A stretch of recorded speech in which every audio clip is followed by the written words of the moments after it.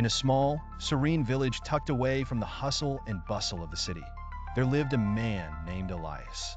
Elias was an ordinary man with an extraordinary heart.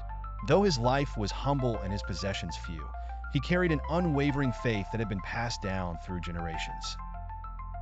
He often spoke of being blessed by God, but to his neighbors and even his family, these words seemed elusive and hard to grasp.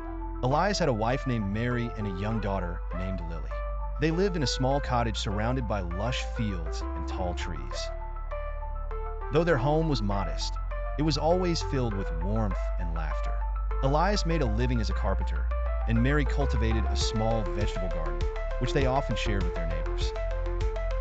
Despite their limited means, they never went to bed hungry, nor did they ever close their door to someone in need. One cold winter night, as a snowstorm howled outside, there was a knock at their door. Standing there was an old man shivering from the cold, his clothes tattered and his eyes filled with desperation.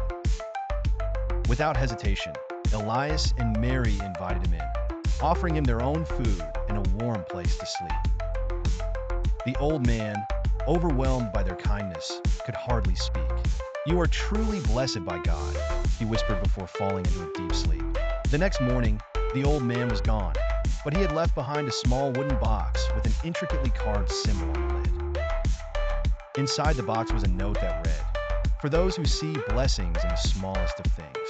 Elias and Mary were puzzled but tucked the box away in the cupboard. As days turned into weeks and winter yielded to spring, the family noticed something peculiar. The vegetables in Mary's garden grew twice as big, and Elias's carpentry orders started pouring in from distant towns.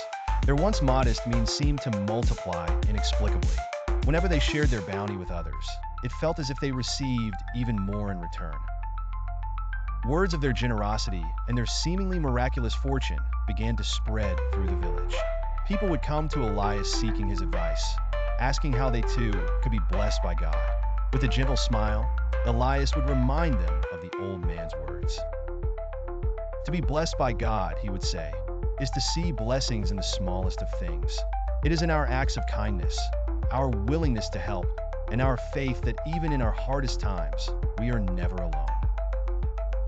One day, a wealthy merchant, hearing of Elias and his family's good fortune, visited their humble home.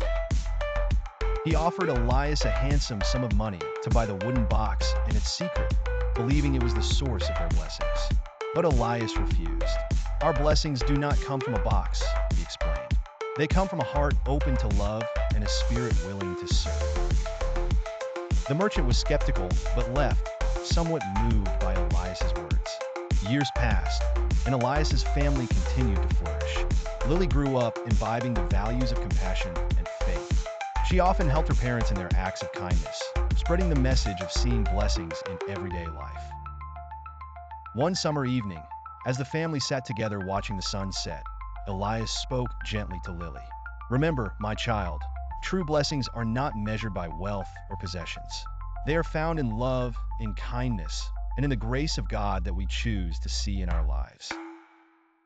Lily nodded, understanding the depth of her father's wisdom. The family, though ordinary in many ways, had discovered the extraordinary secret of being blessed. It was not in seeking more, but in appreciating and sharing what they had.